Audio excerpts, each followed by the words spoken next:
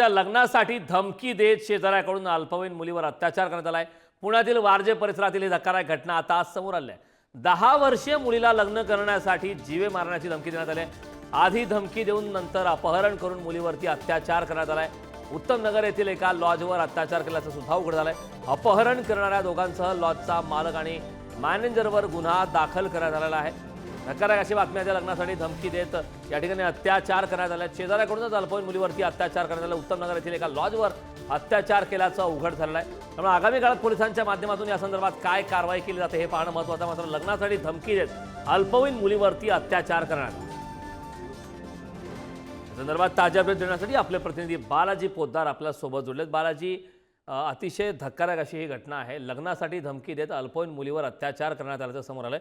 याबाबतची काय माहिती आहे आणि हे प्रकरण नेमकं समोर कसं आलं?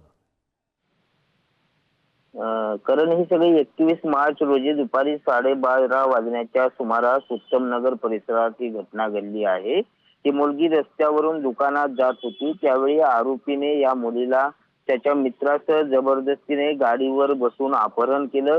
तिला उत्तम नगर येथील एका लॉजवर घेऊन गेले। तिथे तिच्यावरती बलात्कार केला आणि लग्नाची धमकी दिली। त्यामुळे हा सगळा प्रकार नंतर त्या मुलीने घरी आल्यानंतर सांगितला आणि त्यानंतर हा गुन्हा दाखल झालेला आहे।